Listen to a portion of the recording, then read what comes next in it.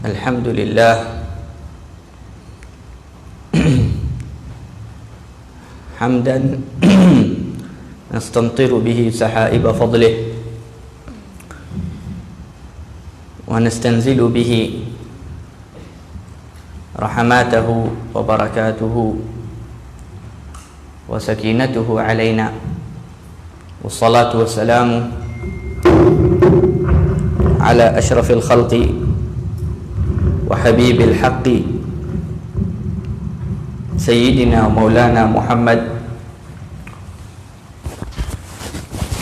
sahibil maqamil mahmud wal hawdil mawrud wal liwa'il ma'qud fil yawmil maw'ud wa sayyidi ahli ruk'a'is sujud sallallahu wa sallama alaihi wa ala alihi wa sahbihi wa sallam. Amma ba'du. Assalamualaikum warahmatullahi wabarakatuh. Moga-moga kita telah membetulkan taubat kami dan telah menjaga hati kami juga. Dua fasal sebelum ini kita baca tentang hendaklah seorang murid membetulkan taubat. Setelahnya kita baca fasal yang tajuknya hendaklah seorang murid menjaga hatinya. Hari ini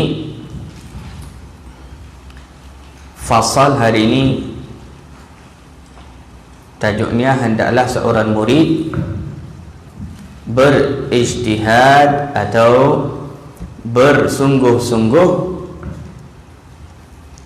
menghalangkan anggota tubuhnya tidak melakukan dosa atau maksiat.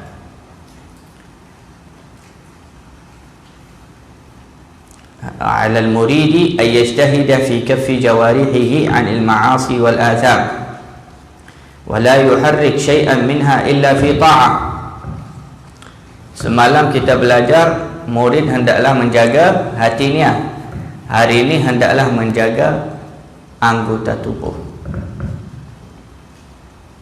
Tapi anggota tubuh ini mengikuti hati. Kalau hati itu baik, ata'atil jawarih, anggota akan bertaat, akan jadi baik. Dan kalau hati kita tak baik, maka anggota kita juga akan melakukan perbuatan tak baik dengan otomatik. Hati baik akan buat baik, hati tak baik takkan buat yang baik. Dan janganlah menggerakkan anggota kamu kecuali di dalam taat. ولا يعمل بها إلا شيئا يعود عليه نفعه في الآخرة. Bahkan tidak sepatutnya melakukan apa-apa di dunia ini daripada amalan kecuali amalan atau perlakuan yang ada manfaat nanti di akhirat. Amalan itu membawa manfaat di akhirat. Sebab itu Nabi sallallahu alaihi wasallam bersabda, "Min husni islamil mar'i tarkuhu ma la ya'ni." Daripada bagusnya atau kebaikan Islam seorang muslim iaitu apabila dia meninggalkan perkara yang tak ada manfaat. Bukan perkara yang haram atau dosa, itu memang kena tinggalkan. Tak, hendaklah meninggalkan perkara yang bukan maksiat, bukan dosa saja. Tak, dia tak bermanfaat. Yakni amalan itu harus, amalan itu tak salah, tapi amalan itu tak ada faedah. Jadi hendaklah kita tinggalkan itu. Jangan buat, jangan teruskannya. Kerana kita orang Islam, khususnya seorang murid, tidak melakukan kecuali yang bermanfaat, tidak melakukan apa-apa amalan kecuali yang bermanfaat. Wal yuhafiz fi hifdhil lisan fa inna jirmahu saghir wa jurmuhu kabir. Khususnya daripada anggota semua harus kita menjaga lidah kita, lisan. Lisan ini amat berbahaya walaupun bentuknya kecil. Walaupun lidah ini kecil tetapi kesannya besar. Kesan perkataannya atau percakapannya sangat besar.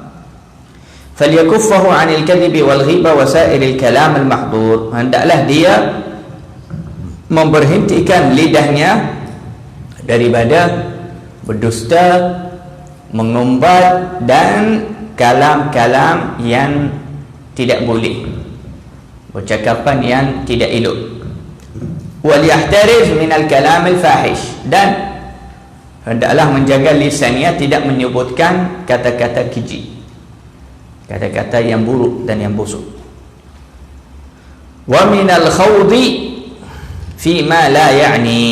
Sebab apa? Sebab Nabi SAW juga daripada syama'il Nabi, lam yakun fahhashan wala mutafahhishan. Rasulullah SAW antara akhlaknya tidak benar Rasulullah SAW kata-kata keji, kata-kata yang tak bagus. Hatta kalau kata-kata itu bukan yang haram, bukan yang maksiat, tapi kalau perkataan itu yang tak cantik, tak sedap, tak membawa, tak memasukkan kegembiraan dan seronok dalam hati orang, atau perkataan itu tidak ada apa-apa manfaat, maka Rasulullah SAW tak akan sebutkan. Juga hendaklah menjaga lidah daripada bercakapan-bercakapan yang tidak bermanfaat, tidak manfaat. Sebab itu masa kita belajar di Darul Mustafa dahulu di Tarim Hadramut, guru kami Al-Habib Umar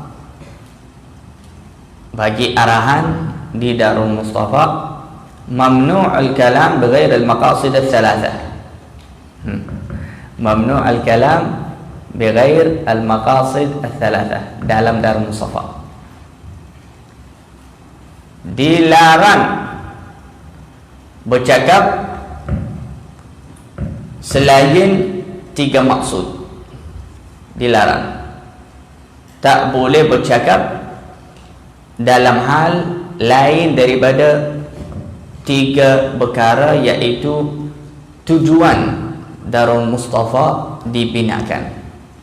Darul Mustafa dibina atas 3 tujuan: al-ilm, wat-tazkiyah, tazkiyatun nafs, tazkiyah nafsu, dan dakwah.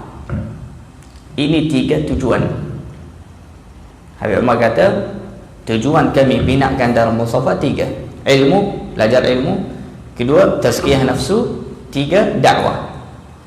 Jadi Habib Umar bagi arahanlah kepada belajar semua, mamnu', dilarang cakap dalam Darul Mustafa semasa belajar apa-apa simpan-simpan atau borak-borak yang tak ada berkaitan dengan 3 maksud tu.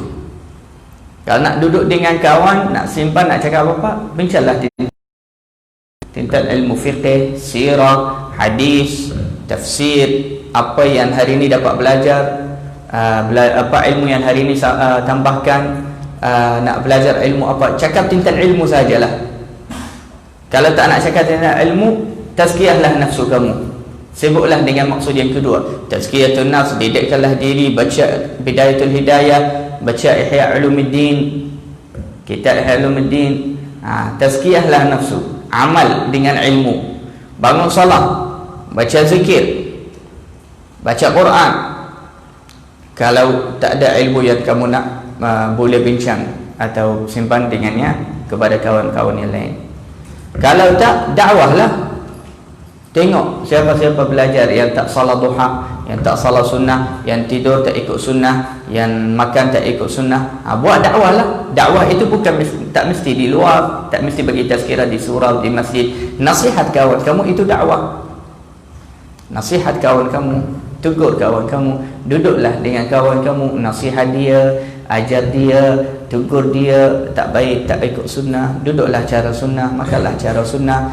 Jangan gelak kuat-kuat, jangan bercakap suara tinggi, jangan buang masa, kenapa tidur lama. Nasihat-nasihat ini dakwah. Kalau buat nasihat begitu kepada kawan kamu, itu namanya dakwah. Jadi kita diajar waktu kita belajar, tak boleh kita bincang atau simbang-simbang dalam hal lain tiga perkara ni. Yang ni kita tak boleh lah waktu kita belajar kita simbang-simbang tentang kereta, tentang artis-artis, tentang politik, tentang perkara itu sangat tak boleh waktu belajar ilmu. Semasa kita belajar ilmu, kita di pondok atau kita seorang murid yang ingin keridaan Allah Subhanahu Wa Taala, tak baik kita simpan-simpan tentang perkara yang lalai atau ghaflah atau tak ada manfaat. Perkara itu boleh jadilah antara asbab hati kita gelap. Ada satu kali, lihatlah lihat bagus bagaimana kebahayaan banyak bercakap, khususnya bercakap-cakap yang tak ada manfaat. Ada satu kali satu sahabat kata, ya Rasulullah, kata apa? Tentang satu sahabat lain yang meninggal syahid fi sabilillah. Maka ada satu sahabat yang lain, dia kata, hani'an, tahniyalah baginya, ahli syurga. Maka Nabi SAW tegur dia, dia kata, kau macam mana tahu dia ahli syurga? Macam mana tahu? La'allahu kana yatakallamu fima la ya'ni. Allah, la'allahu kana yatakallamu fima la ya'ni. Macam mana kamu tahu dia ahli syurga? Mungkin dia di dunia, kerja dia suka bercakap yang tak ada manfaat. Ajib. Sampai Rasulullah SAW kata begitu, maknanya boleh jadi kita banyak bercakap ni, lidah kita bergerak-gerak tak berhenti, cakap banyak sembang, banyak borak, banyak cakap, banyak kalam, Masya Allah, banyak orang cakap banyak, boleh jadi asbab kita lambat masuk syurga. Bahkan boleh jadi asbab kita tak masuk syurga. Sebab apa? Sebab orang yang suka cakap banyak, biasanya dalam percakapan yang banyak itu mesti dia akan campurkan juga mengumpat, dusta, fitnahkan, aibkan orang sebagainya, dan perkara itu haram. Jadi bercakap-bercakap yang tak ada manfaat, bercakap banyak yang tak ada manfaat, dia akan menarikkan kita kepada percakapan yang haram. Sebab itu dari semulalah jangan cakap banyak. Di zaman Nabi Sulaiman alaihi salam ada satu malaikat rasa ta'ajub. Ada satu malaikat yang rasa ta'ajub dengan manusia. Nabi Sulaiman tanyanya, Nabi Sulaiman tanyanya, kenapa bertakjub wahai malaikat? Malaikat itu dia kata, aku rasa belik dengan manusia ni. Banyaknya mereka bercakap, panjang dan banyakkan perkataan mereka, dan lajunya mereka bercakap, dan malaikat lagi laju menuliskan semua perkataan mereka. Jadi malaikat tu rasa pelik. Dia kata, peliklah anak Adam ni, macam dia tak fikir ke dia akan ada hari kiamat, Allah akan tanya dia tentang semua perkataan yang dia sebutkan. Beliknya, lajunya manusia ni bercakap, dan malaikat lagi laju menuliskan setiap satu perkataan. Setiap satu perkataan pun akan ditulis oleh malaikat. Jadi barang siapa yang nak jadi ringan keadaannya nanti di hari kiamat, dan tak lama muhasabah dia, kuranglah cakap, jangan cakap banyak. Kalau nak gerakkan lidahmu, nak bercakap apa-apa, baca zikir lah, baca Quran, tahlil, selawat atas Nabi sallallahu alaihi wasallam, atau cakaplah tentang agama, tentang ilmu, tentang ulama, tentang para awliya. Cakaplah bercakapan yang bermanfaat, yang tambahkan iman kamu dan tambahkan pahala kamu. Fima la ya'ni wa illam yakun muharraman fa innahu yuqassil qalb. Sesungguhnya bercakap banyak tak ada manfaat adalah mengeraskan hati, menjadikan hati keras, tak khusyuk, tak nangis, tak hadir bersama Allah Subhanahu wa taala, tak khusyuk dalam solat dan baca Al-Quran. Wa yakun fihi dhaya'ul waqt. Kekurangan bercakap banyak, yang pertama hati keras. Kekurangan bercakap banyak yang tak ada manfaat, tak tambahkan iman dan pahala. Yang pertama hati keras. Yang kedua buang masa. Yang kedua buang masa. Masa orang itu dibuang sekarang, sepatutnya digantikan dengan ibadah, dengan perkara manfaat. Bal yanbaghi lil murid alla yuharrika lisanahu illa bitilawatin aw dhikrin aw nushin li muslim aw amr bil ma'ruf aw nahy 'anil munkar aw shay'in min hajati dunyah allati yasta'inu biha 'ala ukhra. Hendaklah seorang murid tidak menggerakkan lidahnya kecuali dengan bacaan Quran, zikir, nasihat kepada orang Islam, menyuruh orang melakukan ma'ruf dan mencegahkan mereka tidak melakukan munkar. Atau dia bolehlah cakap tentang dunia, tentang bisnes, tentang barang, tentang harga barang sebagainya, cuma yang dia perlu, dan itu kerja dia, yang dia perlu untuk membantu akhiratnya, atau itu kerja dia. Jadi waktu tu boleh dia bercakap sikit tentang dunia, tapi orang tak perniagaan, tak ada bisnes, tak ada kedai, tapi kalau duduk simpan-simpan macam dia ada 10 syarikat. Kalau duduk macam dia ada 10 syarikat, tentang itu harga tu naik, harga ni turun, apa, tenang je, pergi beli barang kamu, balik rumah, salat duha, baca zikir, baca Quran, itu lebih baik. Tak perlulah bincang banyak dan cakap banyak tentang duit, tentang harga, tentang minyak, tentang tak tahu apa, kereta, syarikat, saham, macam-macam. Walhal dia orang miskin, orang biasa saja. Hatta kalau dia ada syarikat, dia hendaklah dia bercakap sahaja yang bermanfaat. Dan sebenarnya orang yang berjaya dalam dunia macam tu, mereka tak perlu pun nasihat macam ni. Mereka memang faham, mereka jaga masa, sebab itu mereka berjaya. Kita sekarang, wahai murid kepada akhirat, itu murid kepada dunia. Murid kepada dunia, dia sangat fokus kepada dunia. Tapi masalahnya murid kepada akhirat. Murid kepada akhirat itu, dia kata murid kepada akhirat, tapi cara dia hidup, cara dia bercakap, cara dia buat macam bukan murid kepada akhirat.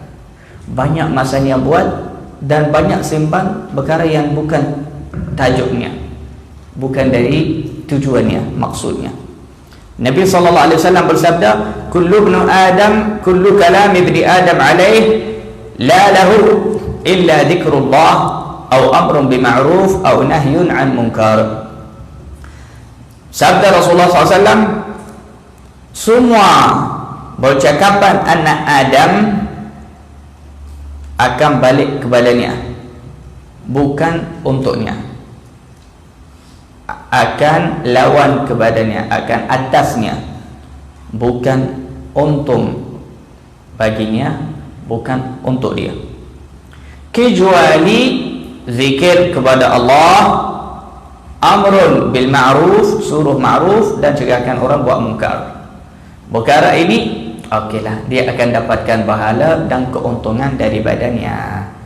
Kalau percakapan yang lain, maka murid itu tidak mendapatkan manfaat. Wa'lam anna as-sam'a wal basara babani maftuhani ila al-qalb yasiru ilaihi kullu ma yadkhul minhuma. Dan ketahuilah wahai murid, bahawasanya telingamu dan matamu adalah dua pintu yang terbuka terus kepada hati. Apa yang kau melihat, hati rasa terus. Kalau pandangan baik, hati terus rasa baik, rasa rohani, rasa tenang, rasa nak nangis, khusyuk. Kalau pandangan tu tak baik, hati terus jadi keras, gelap, kutur. Macam tu juga telinga kita. Apa yang kita dengar, terus hati rasa. Sebab itu ulama kata, jaga-jaga bagus mata kamu dan telinga kamu. Jangan dengar kalam-kalam yang busuk, yang tak bagus, yang tak baik. Juga jangan melihat kepada pandangan yang tidak bagus, tidak baik. Kerananya dua-dua itu, pandangan dan pendengaran, merosakkan hati. Kalau perkara itu rosak, juga membetulkan hati, mencahayakan hati kalau perkara itu bagus. Sebab itu ulama kata, baguslah kita baca Al-Quran dengan melihat kepada mushaf. Kerana kalau pandang kepada Quran, dapat masuk cahaya dalam hati kita. Dan bagus kita dengar Al-Quran. Kalau Quran yang masuk dari telinga kita, dia masuk terus kepada hati kita. Kadang-kadang kita dengar satu berita, tiba-tiba hati kita bergerak lari. Sebab apa? Inilah telinga kita ni pintu terbuka kepada hati. Kadang-kadang dengar satu berita gembira, hati kita terus rasa tenang, gembira, seronok. Sebab apa? Sebab telinga kita ini adalah pintu kepada hati. Wa kam min shay'in yasma'uhu al-insan aw yarah mimma la yanbaghi yasilu minhu atharun ila al-qalb ta'suru izalatuhu anhu fa innal qalba sari'u at-ta'athur bi kulli ma yaridu alayh. Banyaknya manusia ketika mendengar sesuatu atau melihat kepada sesuatu yang tidak baik, maka sampailah kesan melihatan itu atau mendengaran itu, sampailah kepada hati. Akan sampai kesannya kepada hati. Dan kalau telah sampai kepada hati, maka susah nak bersihkan hati daripada kesan itu. Selepas dah sampai kepada hati, maka kadang-kadang susah nak bersihkan hati itu daripada pandangan, kesan pandangan tu atau kesan pendengaran. Sebab itu ulama kata, tutup mata, tutup telinga, jangan dengar, jangan melihat, jangan dengar, jangan melihat kepada perkara yang tidak elok. Wa idza ta'athara bi syai' ya'sur mahwuh anhu falyakun al-murid harisan ala hifdhi sam'ihi wa basarihi. Hendaklah seorang murid bersungguh-sungguh menjaga telinganya dan pandangannya, dan bersungguh-sungguh juga menjaga segala anggota tubuhnya daripada dosa dan daripada perbuatan yang tidak bermanfaat. Waliyahdhar minan nadhar bighairi al-istihsan ila zahrati dunya wa zinatiha fa inna zahiraha fitnah. Juga hendaklah seorang murid menjaga matanya tidak memandang kepada dunia ini dengan bangga, dengan mengagungkan. Pernah satu kali Al-Imam Al-Hasan Al-Syadili atau ulama lain, dia jalan dengan murid-muridnya. Nanti ada satu daripada muridnya pandang kepada satu bangku besar atau istana yang cantik. Nanti dia pandang lama, sebab cantik. Jadi Abul Hasan Al-Syadili itu, dia tegur kawan dia tu, dia kata, jangan tengok lama, jangan tengok lama kepada bangunan cantik, rumah orang yang cantik itu. Tak payah. Sebab pandang kepada rumah orang, kepada barang dunia, kepada dunia ini dengan bangga, dengan suka, dengan cinta, dengan mengagungkan, perkara itu boleh mengeraskan hati. dan akan menanamkan dalam hati cinta dunia. Dan kita semalam telah belajar cinta dunia itu adalah kepala kepada segala dosa dan maksiat. Jadi kalau kita melihat selalu kepada kereta, kepada rumah, kepada istana macam tu dengan mata muliakan. Jadi perkara tu boleh menanamkan dalam hati kita cinta kepada dunia. Kerana apa? Dia kata zahir dunia ini adalah fitnah wa batinuha ibrah. Batin dunia ini adalah i'tibar. Wal ain tanzur ila zahir fitnatiha. Mata kita yang zahir ni melihat kepada zahir fitnah dunia ini, kepada fitnah dunia, iaitu yang zahir. Tapi hati kita melihat kepada hakikat dunia, kepada i'tibar. Sebab itu hati kita terus i'tibar, tafakkur tentang dunia ini semua yang akan hancur di satu hari. Wa kam min murid nazara ila syai' min zakharif ad-dunya famala biqalbihi ila mahabbatiha. Ramainya murid yang pernah memandang kepada dunia dengan mata agung dan muliakan dan bangga, maka hatinya tiba-tiba menuju kepada cinta kepada dunia dan bersungguh dan berusaha untuk mendapatkan dunia dan untuk mengimarahkan dunia. Dengan apa? Dengan meninggalkan akhirat dan amalan yang baik. Na'udzubillah min dzalik. Fayanbaghi laka ayyuhal murid an taghudda basarak. Maka hendaklah wahai seorang murid, tutupkanlah pandanganmu, tunduklah pandanganmu daripada segala makhluk-makhluk Allah Subhanahu wa taala.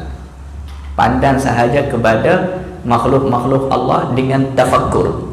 Jangan pandang kepadanya dengan masa bangga, dengan putus hubungan dengan Allah. Jangan melihat kepada alam dunia ini tanpa ada hubungan dengan Allah. Sambungkanlah hatimu ketika memandang kepada dunia dan kecantikan dunia ini. Sambungkanlah hatimu ketika itu dengan Allah. Jadi kalau melihat rumah yang cantik, kereta yang mewah, pandangan yang cantik, bacalah doa yang diajar oleh Rasulullah sallallahu alaihi wasallam. Rasulullah kalau melihat baju cantik atau rumah cantik atau barang yang cantik, maka hendaklah kita menyatakan Allahumma la aisha illa aishul akhirah. Allahumma la aisha illa aishul akhirah. Ya Allah, tidak ada kehidupan sebenar betul-betul kecuali kehidupan akhirat. Jadi kita setiap kali macam lalu sebelah rumah orang kaya, atau orang kaya lalu dengan keretanya yang mewah, kita sunnah waktu pandang kepada rumah tu, kepada banglo, kepada istana, atau nampak barang mahal, kata Allahumma la aisha illa aishal akhirah. Doa itu didikkan kita juga, buat kita pandang kepada akhirat dan jangan rasa sedih. Sebab itu jangan kita pandang kepada dunia ini dengan cara bangga dan cara mengagungkan.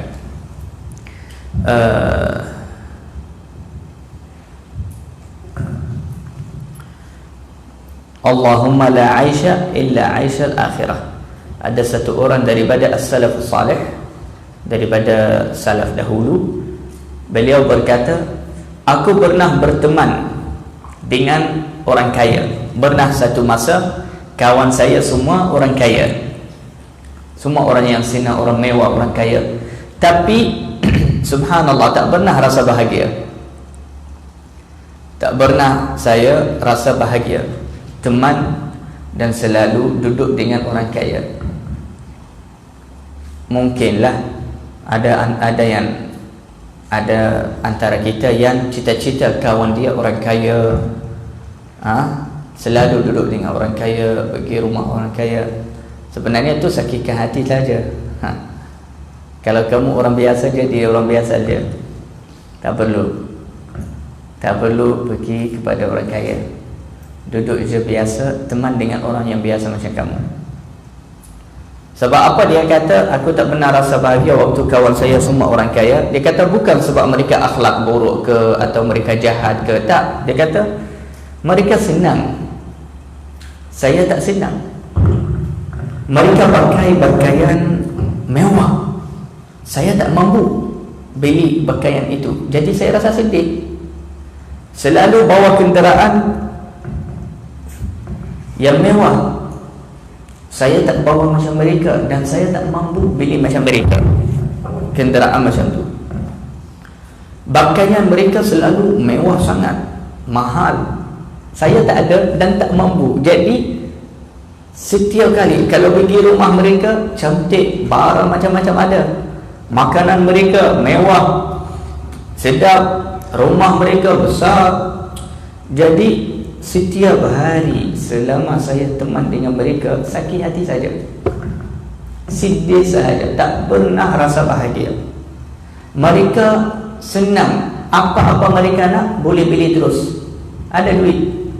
Kita tak, kita fikir 100 kali kalau nak beli satu perkara tu pun wallahu a'lam dapat beli atau tak. Orang kaya tak, dia tinggal saja, ingin dibeli terus, duit ada. Jadi kita kalau orang tu teman dengan orang yang macam ni, dia akan selalu sedih, Sebab apa? Sebab dia tak dapat puaskan hati dia seperti orang kaya. Jadi dia kata, lepas tu aku tinggalkan kawan saya semua tu yang orang kaya. Anak cakap minta maaf, tak apa anak, nak kawanlah dengan orang biasa macam saya, orang miskin je lah.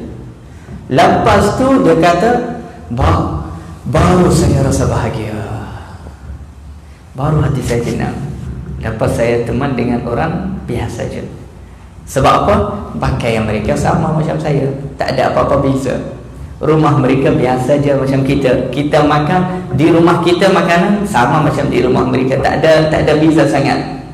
Jadi waktu tu saya dah tak sakit hati lagi, dah tak rasa geram lagi, dah tak rasa kecewa lagi, tenang hati, bahagia, gembira, seronok. Sebab apa? Saya dah tak campur dengan orang yang lebih kaya daripada saya. Jadi sebab itu ulama didikkan kita, jangan kita pandang dengan bangga dan cinta kepada dunia. Wala tanzur ila syai' minha illa ala qasd al-i'tibar, dan janganlah melihat kepada satu barang di dunia ini kecuali dengan niat i'tibar, yakni ambil peringatan daripadanya. Wa ma'naha an tadhkura 'inda an-nazar ilaiha annaha tafna wa tadhhab wa annaha qad kanat min qablu ma'dumah. Apa maksud melihat dengan mata i'tibar kepada dunia?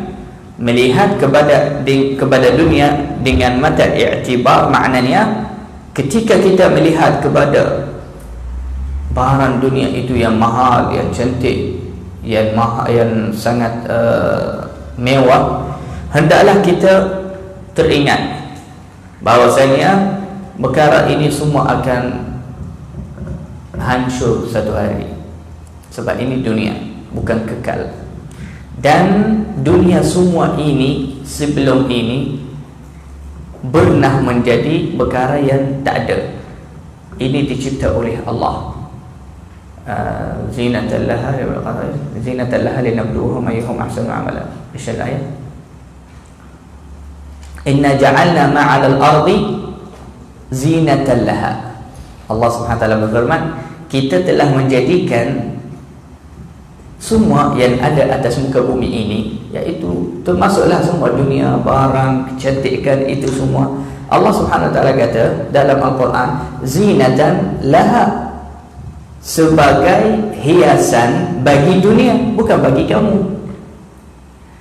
Semua yang ada di dunia ini hiasan untuk dunia, bukan hiasan untuk kamu. Kamu wahai murid, wahai muslim, hiasan kamu akhlak dan agama. Kamu menghiasikan dirimu dengan akhlak dan agama dan istiqamah. Itu adalah hiasan diri kita. Tapi kalau dunia, hiasannya semua ini hiasan untuk bumi, bukan untuk kita. Zinatan laha linabluwahum, untuk kita mengujikan manusia. Ayyuhum ahsanu amala, siapakah antara kalian yang melakukan amalan yang baik. Wa annahu kam nadara ilaiha ahadun minal adamiyyin fadhahaba wa baqiyat hiya Allah. Bagaimana cara melihat dengan mata i'tibar? Yang pertama sekali, teringat bahawasanya dunia ini satu hari akan hilang. Jadi takkan buang hidup saya semua untuk perkara yang tak kekal, iaitu dunia. Yang kedua, cara yang kedua, kena teringat juga berapa ramai manusia yang hidup sebelum kita, dan mereka melihat kepada dunia macam kita melihat juga. Bangga sangat. Mungkin barang itu sudah dilihat oleh ratus-ratus orang. Oh, cantik, rasa bangga sangat dengan istana itu, rasa sangat muliakan, rasa sangat agungkan. Tapi akhirnya mana mereka? Semua di bawah bumi, semua dalam kubur, semua mati. Tapi barang itu mana dia? Ada lagi, masih ada. Untuk apa masih ada? Untuk diujikan yang masih hidup ni. Yang sudah wafat, yang sudah meninggal, dah ratus-ratus orang, mungkin ribu-ribu orang, mungkin juta-juta orang. Dunia yang sama lah, yang Fir'aun rasa bangga dan agungkan dunia ini. Qarun, harta Qarun, dia lalai dan ghaflah dengan hartanya. Dunia apa? Dunia lain ini? Tidak, dunia ini juga. Jadi dunia ini yang lalaikan Fir'aun, Qarun, An-Namrud dan orang-orang kafir dahulu, sehingga zaman sekarang masih melalaikan ramai manusia. Dan orang yang bijak, orang yang berakal, ambil iktibar sahaja dari dunia ini. Dan dia kita bertafakkur berapa umat telah habis daripada dunia ini. Semua mereka di bawah kubur sekarang, di bawah muka bumi, di dalam bumi ini mati. Banyak yang bergaduh untuk tanah, semua mati. Banyak bergaduh untuk rumah, mati semua. Rumah tu masih ada tapi mereka dah mati. Banyak yang bergaduh untuk negara, mati semua, negara tu masih ada. Subhanallah. Jadi kita jangan terbodoh dengan dunia. Kita jangan menjadi hamba terbodoh dengan dunia. Dunia ini boleh melalaikan kita. Pernah ada satu riwayat, dua orang bergaduh atas satu tanah sampai mereka nak berang, sampai mereka dah mau berang. Dia kata, ini tanah aku, ini tanah aku. Sekarang kita jomlah berang, nak bunuh nak bergaduh ni. Jadi subhanallah, Allah subhanahu wa ta'ala ingin menegur dua-dua orang tu, yakni janganlah tertipu dengan dunia, janganlah terbodoh dengan dunia. Allah subhanahu wa ta'ala izinkan untuk tanah itu untuk berbicara. Tiba-tiba tanah itu berbicara kepada dua-dua orang ini yang sudah keluarkan pedang nak perang. Tiba-tiba bumi itu atau tanah itu berbicara. Dia kata, wahai dua-dua hamba Allah, jangan berang atasku. Dikejut pula mereka dua-dua, takut. Apa yang jadi? Tanah berbicara. Kalau Allah izin boleh, kalau Allah izin boleh berbicara. Jadi tanah itu berbicara. Dia kata, jangan engkau buangkan masa kamu dan bergaduh untukku, kerana aku ni sahaja, yakni tanah itu dia kata, aku pernah dimiliki oleh 1000 orang yang namanya, contohnya dia kata namanya Musa, atau namanya Zulkifli ke, contohnya Zulkifli, yakni 1000 orang daripada orang yang namanya Zulkifli pernah memiliki tanah tu. tetapi sekarang mereka di bawahku. Tanah tu dia cakap. Tanah itu diizinkan oleh Allah untuk berbicara. Ulama kata apa? Oh, 1000 orang daripada orang yang namanya Zulkifli sahaja, bagaimana ini sahaja yang nama sama, dan mestilah lagi ribu-ribu orang pernah memiliki tanah itu yang nama mereka lain. Sekarang tanah itu bukan dikata sejumlah orang yang pernah memiliki saya, tak. Dia kata yang nama mereka sama sahaja dah 1000 orang. Yang nama mereka sama. Maknanya yang nama mereka berbeza, itu tak boleh kira lah. Memang lagi ramai. Yang beringatan dan iktibar dari cerita dan bercara tanah itu, iaitu jangan berang dan bergaduh untuk dunia. Dan semua orang yang memiliki tanah itu, yang sekarang 2 orang baru di zaman ini nak bergaduh untuknya, dia kata sebelum engkau dah ribu-ribu, ratus ribu orang pernah memiliki saya, semua sudah wafat, semua sudah meninggal. Jangan buang hidup kamu untuk bergaduh untuk saya. Jadi dunia sebenarnya sekarang berbicara, tetapi orang yang berakal sahaja faham berbicara itu. Orang yang berakal, yang matang, yang bijak, dia faham bicara tu, dan dia sedar tentang bicara dunia. Wa kam tawarathaha khalafun an salaf, wa idza nadarta ila al-mawjudat fanzur ilaiha nadaran mustadilli biha ala kamali qudrati mujidiha. Apabila kita melihat kepada penciptaan Allah seperti matahari, bulan, langit, awan, sebagainya, gunung, laut, maka kita melihat kepadanya dengan mata yang mencari dalil dan petunjuk kepada penciptanya. Mencari dalil dan petunjuk yang menunjukkan kita, menyampaikan kita kepada penciptanya, iaitu Allah Subhanahu Wa Taala. Kita kalau melihat laut, kita kata subhanallah, manusia semua tak boleh buat laut macam ni. Siapa yang ciptakan laut ini? Allah.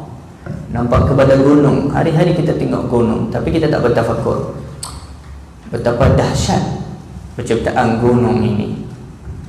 Kita nampak air terjun, air mata, ya kalau subhanallah, macam mana air itu keluar dari batu? Siapa yang ciptakan itu? Allah. Kita melihat kepada haiwan, ya Allah, asyik haiwan ni, tak boleh cakap. Kita boleh cakap, dia tak boleh cakap. Jalan yang lain, siapa yang ciptakan ini? Allah. Setiap kali kita melihat kepada apa-apa, kita bertafakur dan gunakannya sebagai petunjuk yang sampaikan kita kepada Allah Subhanahu Wa Taala. Fa inna jami'al mawjudat tunadi, jami'al mawjudat tunadi bilisani haliha nidaan yasma'uhu ahlul qulubil munawwarah an-nadhiruna bi nurillah alla ilaha illallahul azizul hakim.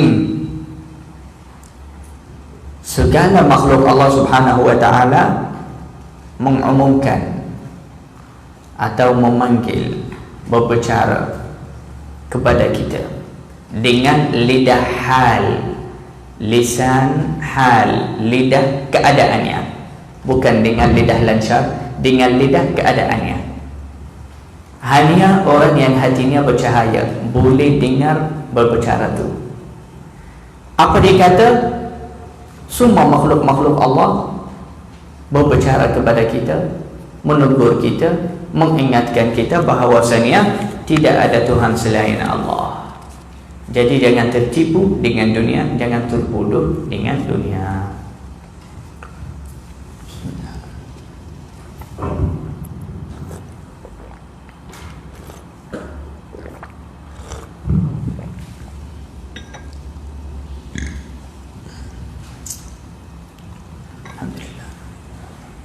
Alhamdulillah alladzi ja'ala al-'adama furatan bi rahmatihi wa lam yaj'alhu milhan ujajan bi dhunubina. Faslun. Fasal setelahnya, wa yanbaghi lil muridi an la yazala ala taharah wa kullama ahdatha tawadda'a wa shalla rak'atain wa in kana mutaahhila ata ahlahu falyubadir bil ightisali min al janabah fil waqt. Hendaklah seorang murid sentiasa berada dalam keadaan suci, yakni berwuduk. Semua wuduk, semua ada wuduk, semua. Hendaklah seorang murid yang ingin Allah Subhanahu Wa Taala berikan kepadanya futuhul arifin dengan cepat, dengan segera, dan ingin mendapatkan berkat yang lagi banyak, dan dapat faham ilmu dan hafal Quran cepat, hendaklah dia sentiasa berada dalam keadaan wudu. Setiap kali wudunya batal, dia ambil wudu baru. Setiap kali batal, dia ambil wudu baru.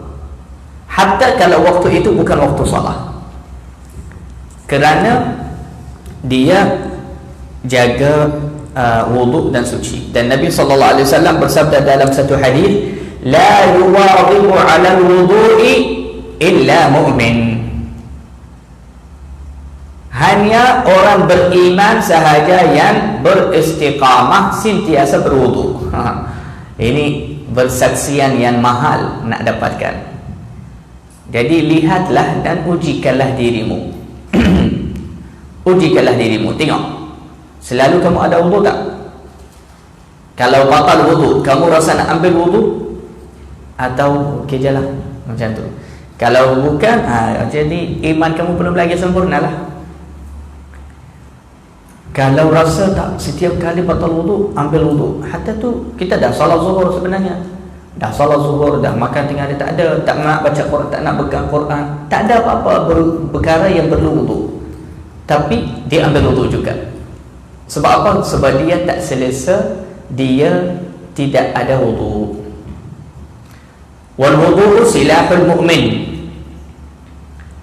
Wudu itu adalah senjata orang beriman. Sabda Rasulullah SAW. Sabda Rasulullah SAW, al-wudu'u silahul mu'min. Wudu itu adalah senjata orang beriman. Maka hendaklah barang siapa yang tidak ingin diganggu oleh jin, oleh syaitan, atau dapat selamat kalau dia dalam perjalanan atau musafir sebagainya, hendaklah mengambil wudu. Hendaklah dia ambil wudu. Banyak orang sepatutnya dapat musibah, sepatutnya dapat aksiden sebagainya, tapi sebab dia ada wudu, dijaga oleh Allah. Dia dijaga oleh Allah, diselamatkan oleh Allah oleh berkat wudu. Jadi lagi sepatutnya orang murid belajar ilmu, penuntut ilmu sentiasa berada dalam keadaan wudu. Setiap kali batal wudunya, dia ambil wudu baru dan salat 2 rakaat sunnatul wudu. Salat 2 rakaat sunnatul wudu. Inni la asma'u khashkhashatani 'alika fil jannati ya Bilal. Faqul li ma huwa al-amal alladhi awsalaka ila dhalik. Sabda Rasulullah SAW kepada Sayyidina Bilal. Dia kata, wahai Bilal, aku mendengar bunyi seleparmu di atas syurga. Khashkhashatan, ini bunyi selepar. Bunyi selepar. Nabi SAW kenal Bilal, hatta bunyi jalan dia pun Nabi SAW ingat dan kenal. Ini daripada ini tunjuk Sayyidina Bilal rapat sangat dengan Nabi SAW. Kita kadang-kadang kalau orang jalan, kita tak lihatnya lagi, tapi kita dah tahu ini cara jalan sefulan, sebab kita dah kenal. Jadi Rasulullah SAW kata kepada Bilal, aku telah mendengar bunyi seleparmu di syurga. Apakah amalanmu wahai Bilal yang menjadikan kamu yang buat kamu dapatkan pahala begitu dan ganjaran begitu? Maka Rasulullah Sayyidina Bilal dia malulah, dia kata, ya Rasulullah, aku tak adalah amalan yang sangat-sangat hebat, cuma kalau aku rasa, yakni Sayyidina Bilal dia kata, aku rasa yakni perkara itu aku dapatkannya kerana setiap kali kalau batal wuduku, aku akan ambil wuduk baru. Dan lepas ambil wuduk baru, saya mesti salat 2 rakaat sunnatul wuduk. Sunnah wuduk ini Nabi SAW belum lagi sunnahkan, belum lagi ajarkan umat Islam sunnah wuduk. Sayyidina Bilal ciptakannya terus. Sayyidina Bilal radhiyallahu anhu berrabah, dialah yang mula buat sunnah wuduk sebelum Rasulullah SAW ajar. Dia buat dari diri dia. Tapi Nabi SAW tak marah dia dan tak tegur dia, tak kata salah. Dia kata memanglah. Nabi SAW yuqirru, iqrar. Nabi SAW setuju dan tetapkan dan betulkan jawapan Bilal. Dia kata iyalah betul, ini amalanlah, sebab sampai yakni sehingga bunyi selepar mudah ada di syurga semasih walhal kamu masih hidup di dunia. Sebabnya memang amalan itu, iaitu setiap kali batal wudu diambil wudu, lepas ambil wudu salat 2 rakaat sunnatul wudu. Jadi Nabi SAW setuju dan Nabi SAW setuju dengan jawapan Bilal, dan Nabi SAW gembira daripada Sayyidina Bilal. Jadi kita haruslah, kita kalau batal wudu ambil wudu, dan kalau ambil wudu jangan terus duduk atau terus sembang atau tak baring macam tu. Salat 2 rakaat sunnatul wudu. Salat 2 rakaat sunnah al-wudu. Sunnah al-wudu itu baca niatul wudu. Baca niat sunnatul wudu selepas wudu terus. Wa in kana mutaahhilan wa ata ahlahu falyubadir bil ightisali min al-janabah fil waqt. Apabila orang murid itu ada keluarga, ada isteri, maka setelah dia bertemu dengan isterinya, hendaklah dia mandi janabah cepat di waktu itu, dan janganlah dia tidur atau duduk lama dalam keadaan janabah. Wa yasta'in ala dawam at-tahara bi qillati al-akl. Dan perkara yang bantu kita selalu jaga wudu. Ramai orang susah nak simpan wudu. Susah. Habis salat terus batal wudu. Orang kadang-kadang susah nak tahan wudu lama kan. Jadi ada cara latihan dan yang membantu kita senang jaga wudu. Yang pertama, kurangkan makan. Jangan makan banyak. Kurangkan makan, insya-Allah mudahlah boleh simpan wudu lama. Kalau kurangkan makan, boleh simpan wudu lama. Tapi kalau perut itu penuh dengan makan, macam mana nak simpan wudu tu? Sikit-sikit nak pergi tandas, sikit-sikit nak pergi tandas. Sebab perut penuh. Jadi perkara pertama bantu kita tahankan wudu lama, simpan wudu lama, iaitu kurangkan makan. Kerana orang yang makan banyak, dia selalu melakukan hadas banyak, maka susah baginya beristiqamah dan berturus-turus di dalam keadaan wudu. Faham tu? Wa fi qillati al-akli ayman ma'unatun 'ala as-sahar. Dan kurangnya makan itu juga membantu kita kurang tidur juga di tengah malam. Orang yang tidur dalam keadaan kenyang susah nak bangun qiyamul lail. Berat, susah. Tapi orang yang makan sikit, tidur tak kenyang, tak lapar, dan yakni sederhana, maka mudahlah dia akan bangun qiyamul lail. Sebab itu Nabi Zakaria atau Nabi lain, dia pernah bertemu dengan syaitan, la'anahullah. Nampak dekat syaitan banyak kunci. Dia kata, wahai musuh Allah, apakah kunci itu? Dia kata, kunci ini aku membukakan hati manusia dan masuk dalamnya. Dia kata, semua manusia? Dia kata, tak, ini yang susah. Yang lain, itu tak perlu kunci, masuk terus. Hati mereka terbuka untuk syaitan. Dia kata, yang ramai manusia, yang lagi ramai, hati mereka terbuka untuk saya. Bila-bila masuk terus je. Tapi ada bagian orang perlu kunci, yakni mereka orang yang jaga mujahadah, tapi tetap juga saya masuk sebab kuncinya tahu. Saya tahu macam mana cara nak masuk dalam hatinya. Sebab itu kita kena takut dari syaitan dan kita kena lawan kepadanya. Maka Nabi Zakaria tanya dia, dia kata, aku ada kunci tak? Dia kata, kamu memang tak ada. Para anbiya aku tak mampu, dan siddiqin dan orang-orang yang tinggi itu tak ada kunci dan saya tak mampu masuk dalam hati mereka. Dia kata, kamu tak pernah yakni was-was kepada saya macam tu. Dia kata, satu kali. Takut Nabi Zakaria. Dia kata, apa tu?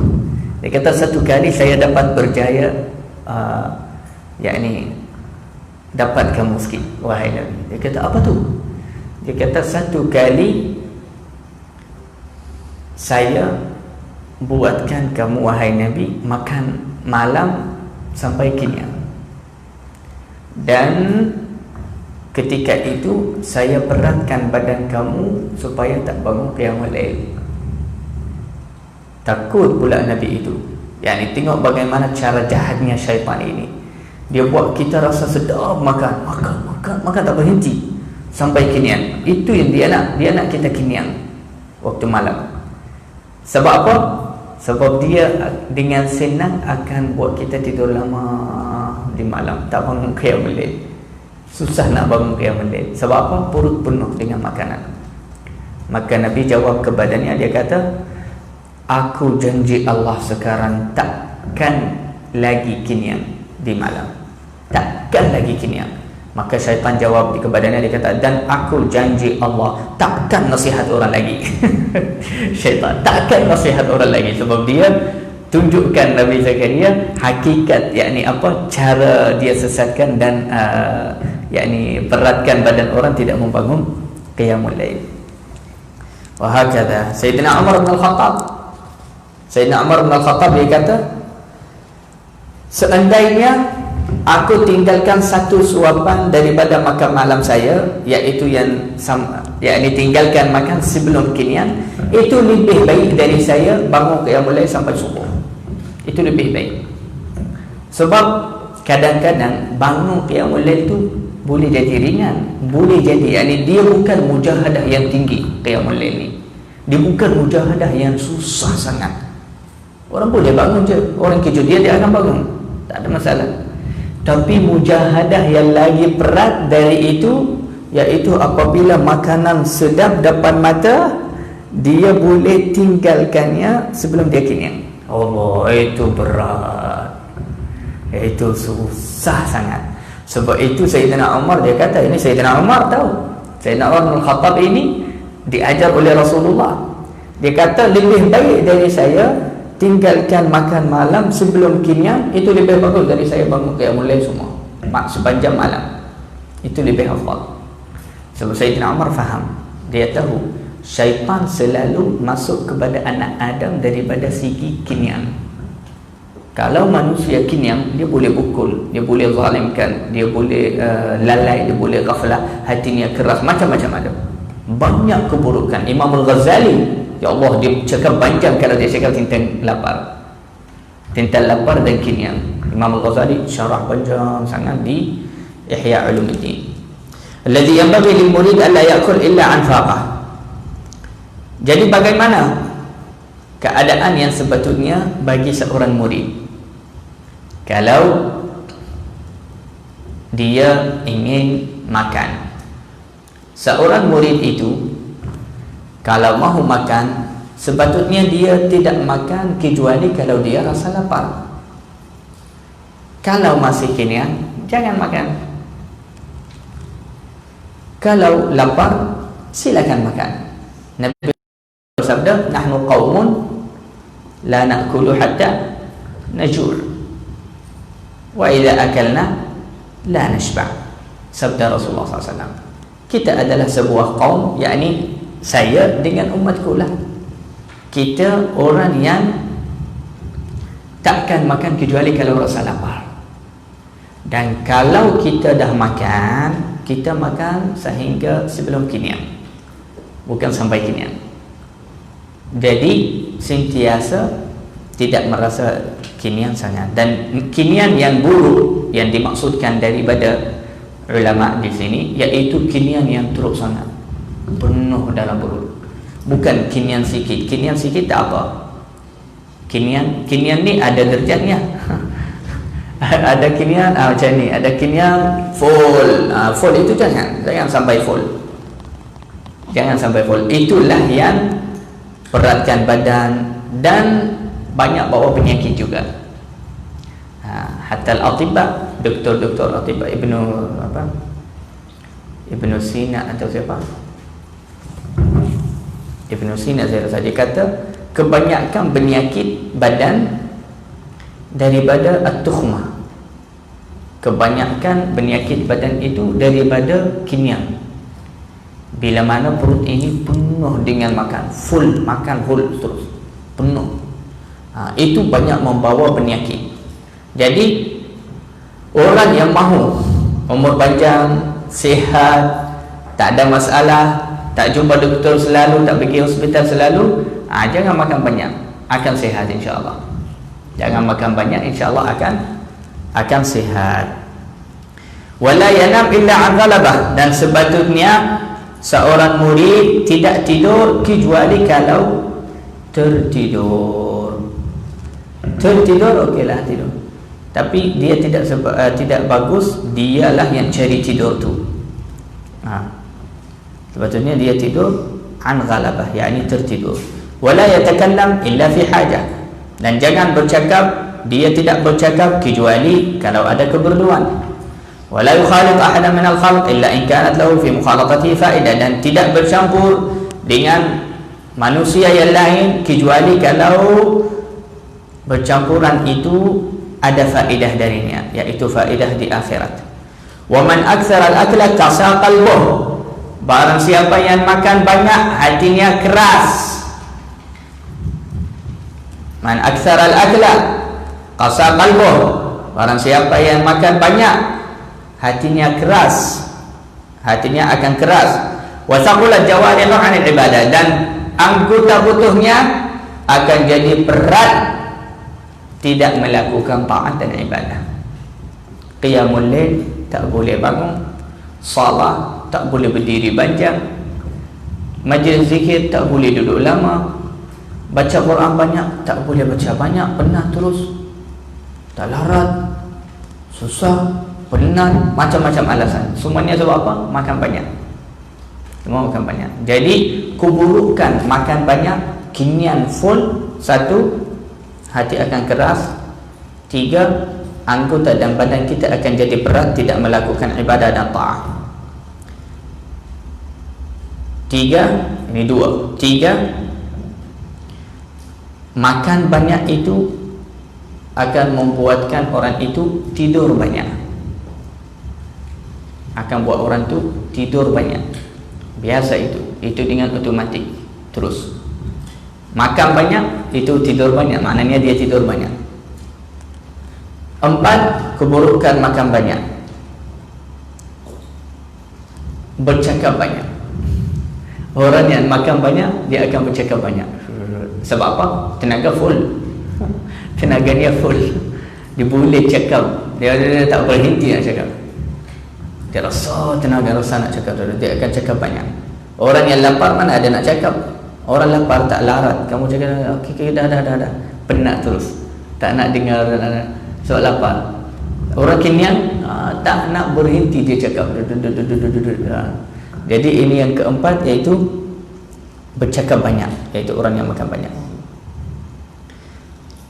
Dan ketahuilah, seorang murid itu kalau banyak tidur, banyak bercakap, maka ibadahnya semua akan menjadi gambar sahaja, tak ada hakikat, tak ada keberkatan, tak ada nilainya yang tinggi.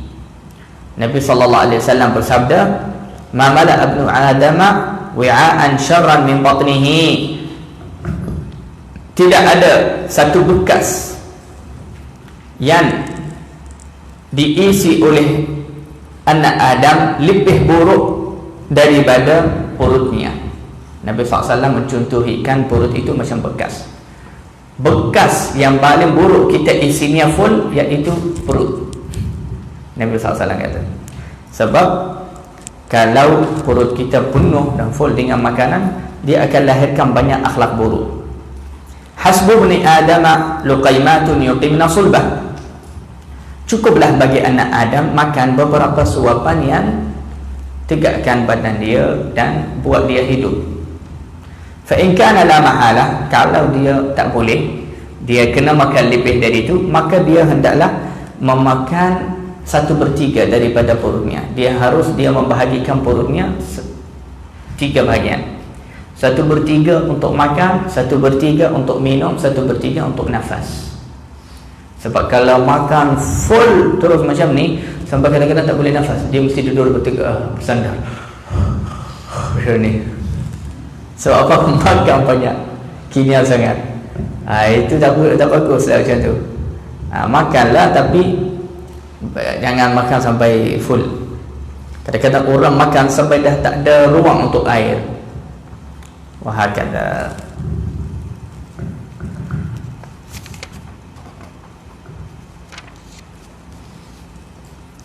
Baik, fasal setelahnya.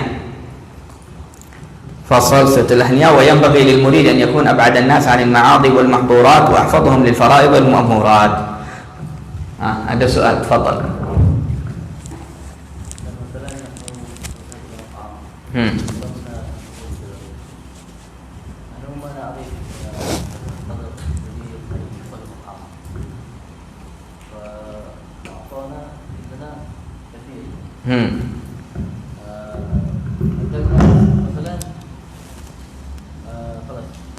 Ada lebih kan? Baik, ini soal. Kalau kita makan tadi nanti full. Tapi kalau kita tak makan nanti membazir. Nah, soal ini bagus. Iaitu kalau pergi restoran, order makan, dia akan bagi makan banyak, lebih dari yang kita perlu. Kalau kita makan habis, akan kenyang full. Kalau kita tinggalkan sikit, membazir pula. Sebab orang restoran tu akan buang makan. Jadi bagaimana caranya? Caranya senang. Kita boleh makan tak habis dan ambil yang lebih tu bagi anak. Kalau ada dekat rumah ada kucing, boleh bagi.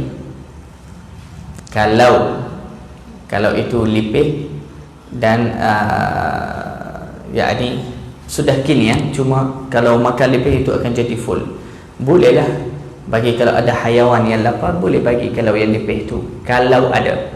Kalau susah nak cari mana sekarang kucing macam tu, okeylah, ada anak di rumah, boleh makan habiskan, bagi, suruh orang tu bungkuskan, bagi kepada anak, kepada yang ni makan sekali. Mungkinlah anak-anak makan baru kan, dia cakap, kenapa tak bagi beli baru untuk anak, tak ada masalah. Itu juga bagilah kepada mereka. Atau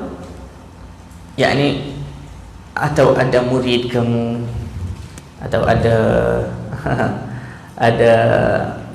siapa-siapa yang boleh habiskan. Maksudnya kesimpulannya, kalau ada orang yang boleh habiskan, kalau ada boleh bungkuskan. Kalau tak ada yang boleh habiskan, jadi makan je sampai habis supaya tak membazir. Boleh makan sampai habis supaya tak membazir. Tapi lagi satu cara, kalau restoran itu boleh kita minta darinya, kita cakap sama dia, jangan banyak, buat sikit, boleh. Tapi kalau dia yang tak boleh, dia memang kena bagi banyak. Jadi kita pun ada satu cara lagi, kita bungkuskan, kita makan nanti. Tak payah kita makan waktu tu sampai jadi full, kita simpan, lepas 1 jam 2 jam baru kita makan. Itu caranya. Jelas? Ada soal lagi? Ada siapa-siapa nak tanya? Baik. Fasal setelahnya, Imam Al-Haddad berkata, hendaklah seorang murid menjauhkan diri dia daripada maksiat dan dosa, dan menjaga fardu dan arahan Allah Subhanahu wa ta'ala. dan hendaklah dia juga bersungguh-sungguh untuk melakukan qurubat, iaitu amalan yang mendekatkannya daripada Allah Subhanahu wa taala. Kerana al-murid itu, seorang murid, dia tidak akan menjadi istimewa daripada orang-orang yang lain kecuali kalau dia orang yang lagi menuju kepada Allah, lagi rajin dalam ibadah, lagi banyak amalannya. Kalau dia sama macam orang awam, macam orang yang lain, jadi dia bukan murid. Ini bukan murid. Kalau dia murid betul, dia mesti ada keistimewaannya. Ibadahnya lebih, atau zikirnya lebih, usahanya dalam zikir lagi hebat. Jadi itulah yang mengistimewakannya. Dan dia ada masa banyak kosong untuk ibadah dan taat kepada Allah Subhanahu wa taala. Dan sepatutnya seorang murid yang ingin mendapatkan keridaan Allah Subhanahu wa taala menjadi kedukut tintan masanya. Menjadi kedukut tintan masanya, yakni susah nak bagi masanya kepada siapa-siapa. Sibuk, minta maaf, sibuk. Selalu kena sibuk. Tapi sibuk tu bukan bagi tidur. Sibuk tu kena zikir, kena doa, kena tahajud, kena baca Quran, belajar ilmu. Itulah alasan seorang murid dia sibuk. Siapa-siapa nak ajak, jom simbang-simbang, jom pergi sana, jom duduk macam tu, minta maaf, tak ada masa. Sepatutnya begitu. Seorang murid jadi kedukut tintan masanya. La yasrif minha qalilan wala kathiran illa fima yuqarribuhu min rabbih. Tidak mengisi masanya kecuali dengan perkara yang dekatkannya daripada Allah, iaitu zikir atau doa kepada, atau ibadah kepada Allah Subhanahu wa taala. Dan hendaklah an yakun lahu wirdun min kulli naw' min al-ibadat wadhib 'alayha. Seorang murid itu sepatutnya hendaklah dia memiliki wirid, iaitu jenis ibadah daripada berbagai jenis ibadah, yakni tidak wala yasmah bi tarki syai'in minha fi 'usrin wala yusr, dan tidak memaafkan dirinya untuk meninggalkan wirid atau azkar itu walaupun dia di dalam keadaan susah.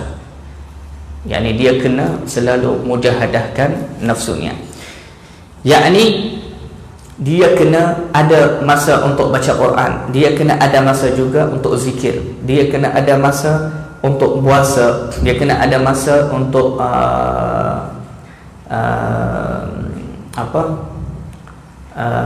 untuk mujahadah nafsu. Jadi dia tidak elok seorang murid macam ibadahnya solat sahaja, dia tak ada zikir, tak ada ilmu, tak ada bacaan Quran, macam solat sahaja, atau ibadahnya baca Quran sahaja, ibadah-ibadah yang lain dia tak ada bahagian sikit. Jadi bagus seorang murid dia kena ada berbagai jenis ibadah. Dia banyak baca Quran, juga dia solat, juga dia sedekah, juga dia tolong orang, dia bantu orang Islam, dia doa, dia hatta zikir pun dia kena baca banyak zikir. Jangan baca tahlil sahaja. Hari ni baca tahlil, esok baca subhanallah alhamdulillah la ilaha illallah akbar. Lepas tu baca selawat atas Nabi sallallahu alaihi wasallam. Lepas tu baca hasbunallahu wa ni'mal wakil, la haula wala, yakni cubalah semua jenis zikir dan semua jenis ibadah, kerana setiap satu ibadah dia ada cahayanya yang khas. Falyukthir min tilawatil Quran, perbanyakkanlah baca Al-Quran dengan tadabbur wa tartil, wa liyakum mumtali'an bi'azamatil mutakallim, dan ketika membaca Al-Quran rasalah hebat dan hormat dan agung kepada Allah Subhanahu wa taala yang berfirman itu. Wala yaqra'u kama yaqra'ul ghafilun, dan tidak membaca Al-Quran seperti mana orang lalai baca. Orang lalai kalau baca jadi tak tahu pun berhenti mana, dia tak tahu maksud ayat Al-Quran itu apa. Yaqra'una Al-Quran bi alsina fasihah wa aswat 'aliyah, mereka membaca Al-Quran dengan lidah yang lancar, tajwidnya masya Allah, wa aswat 'aliyah, suara yang merdu yang tinggi masya Allah. Tetapi la yadu wa qulub wa aswatin 'aliyah wa qulubun min al-khushu'i wat ta'zim lillahi khaliyah. Juga baca Quran dengan hati yang kosong daripada khusyuk.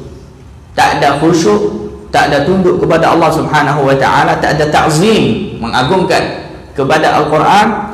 Yaqra'unahu kama unzil, mereka membaca Al-Quran sama seperti mana turun kepada Rasulullah SAW, yakni sahih, bacaan mereka sah, tak ada salah. Ila khatimati, daripada Fatihah sampai suratul Nas. Tapi Imam la yadruna ma'na, tapi mereka tak tahu apa maksud Al-Quran itu, apa maksud firman Allah. Baca saja, suara Masya Allah, merdu, tinggi, dahsyat, hebat sangat bacaannya, tapi dia langsung tak tahu apa maksud firman Allah Subhanahu Wa Taala itu, apa maksud ayat ni. Sebab itu Nabi SAW kata ini antara tanda orang fitnah di akhir zaman. Bacaan mereka kepada Al-Quran sangat lancar dan sedap suara mereka, tapi mereka sesat dan sesatkan, dan mereka membunuh orang Islam dan biarkan orang kafir yang musuh Islam. Ini sifat ahli fitnah di akhir zaman. Kita kalau baca Quran, bacalah dengan tadabbur. Wala ya'lamuna li ayyi syai'in unzil, dan mereka tidak tahu apa tujuan Allah turunkan Al-Quran. Walau alimu la'amilu, dan kalau sekiranya mereka tahu apa tujuan Allah turunkan Al-Quran, mesti mereka akan beramal, mesti mereka akan beramal dengan maksud Al-Quran. Fa innal ilma ma nafa', sesungguhnya ilmu itu adalah yang bermanfaat. Ilmu yang tidak membawa manfaat kepada kita itu bukan ilmu. Wa man 'alima wa ma 'amila falaysa bainahu wa bainal jahili farq. Barang siapa yang belajar ilmu tapi tidak beramal dengan ilmu itu, maka tidak ada perbezaan antaranya dan orang jahil. Apa beza? Orang belajar ilmu, belajar banyak, belajar hukum, Masya Allah, dia tahu semua, tapi dia tak beramal.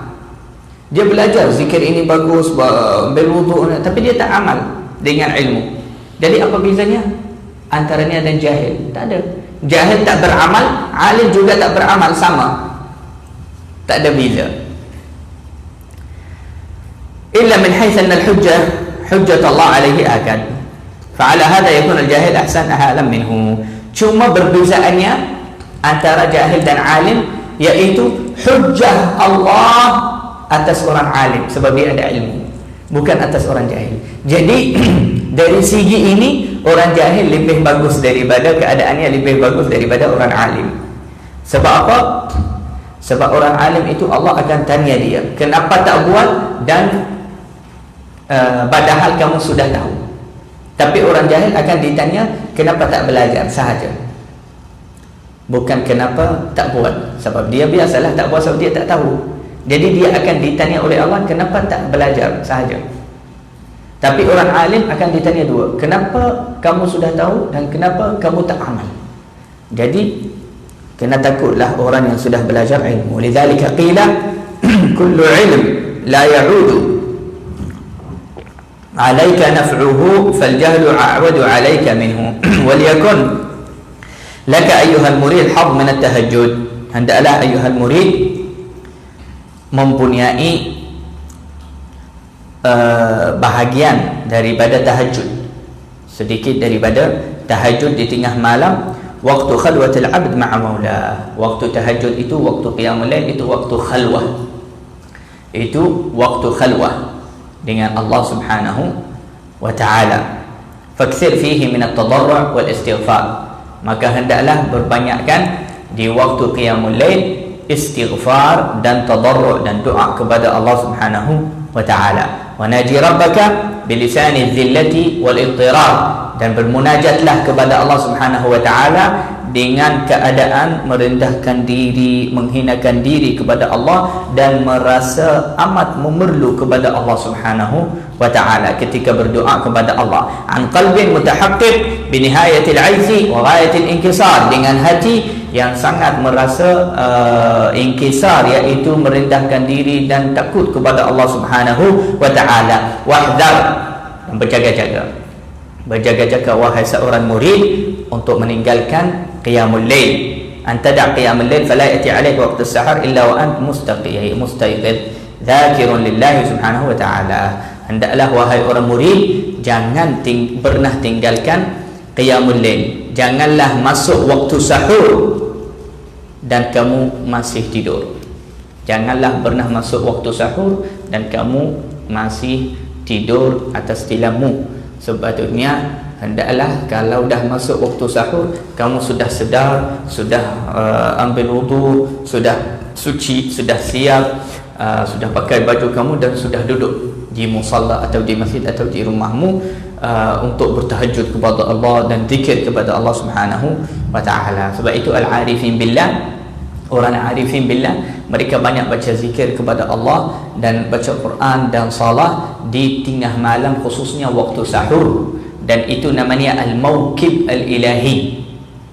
Waktu qiyamul lail namanya mawqib ilahi, yakni kumpulan ilahi. Mereka waktu itu semua doa kepada Allah. Ketika itu manusia yang lagi ramai tidur.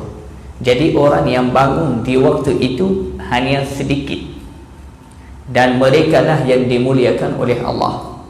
Sehingga ulama berkata qiyamul lail itu mencantikkan muka juga, mencantikkan dan mencahayakan muka, sebab mereka berkhalwah dengan Allah Subhanahu wa ta'ala.